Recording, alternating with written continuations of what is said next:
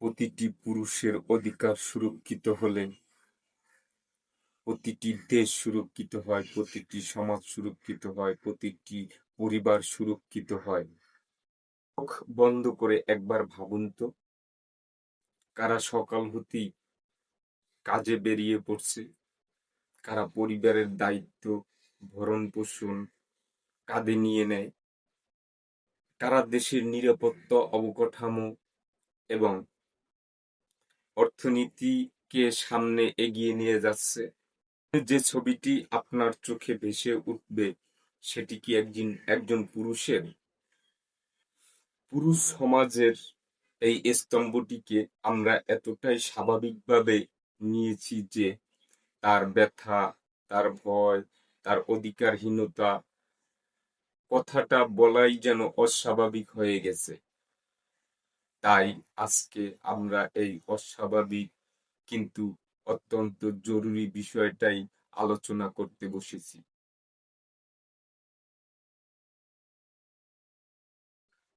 কেন পুরুষদের অধিকার নিয়ে একটি আন্দোলন গড়ে তোলা জরুরি?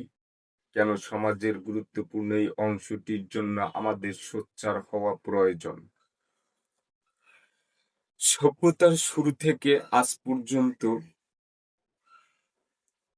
একটি সমাজ গড়ে উঠেছে পুরুষের মেধা, শক্তি এবং অক্লান্ত পরিশ্রম এর উপর ভিত্তি করে।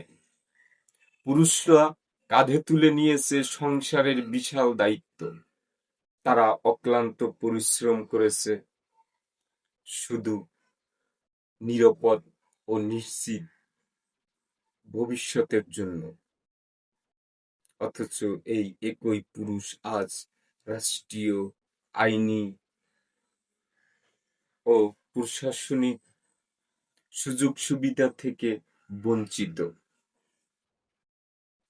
তাদের জন্য বরাদ্দ হয়েছে অধিকারহীন দায়িত্ব, অথচ বিপরীত লিঙ্গের জন্য বরাদ্দ হয়েছে দায়িত্বহীন অধিকার। এটাই কি ন্যায়সঙ্গত? এটাই কি সমতা? আজ একজন পুরুষকে সামান্যতম মানবাধিকারের জন্য লড়াই করতে হয়। যখনই কোনো সমস্যা হয় তখনই পুরুষকেই আগে কাঠগড়ায় দাঁড় করানো হয়। কেন পুরুষের প্রতি এই বৈষম্য? কেন পুরুষের প্রতি এই নেতিবাচক দৃষ্টিভঙ্গি? আমরা কি ভুলে গেছি একজন পুরুষ যখন ভেঙে পড়ে তখন একটি পরিবার ভেঙে যায়, একটি সমাজ দুর্বল হয়ে যায়, একটি রাষ্ট্রের অবকাঠামো পর্যন্ত দুর্বল হয়ে যায়। পুরুষের সুরক্ষা, পুরুষাধিকার এটি কোনো লিঙ্গের বিরুদ্ধে আন্দোলন নয়। এটি শুধু বৈষম্যের বিরুদ্ধে একটি আন্দোলন।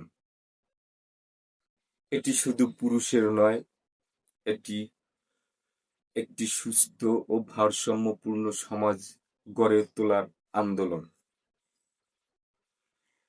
এই আন্দোলনটি শুরু হয়েছে শুধু সামাজিক সচেতনতা, সরকারের সুদৃষ্টি আকর্ষণ এবং আমাদের প্রাপ্য মর্যাদাটুকু আমরা ফিরে পেতে চাই। কারণ প্রতিটি পুরুষের অধিকার সুরক্ষিত হলে প্রতিটি দেশ সুরক্ষিত হয়, প্রতিটি সমাজ সুরক্ষিত হয়, প্রতিটি পরিবার সুরক্ষিত হয়। আমাদের ভিডিওটি যদি ভালো লেগে থাকে তাহলে অবশ্যই লাইক, কমেন্ট, শেয়ার এবং আমাদের চ্যানেলটি সাবস্ক্রাইব করে বেল আইকনটি অন করে রাখবেন। ধন্যবাদ। আজকের মতো এখানেই বিদায় নিচ্ছি।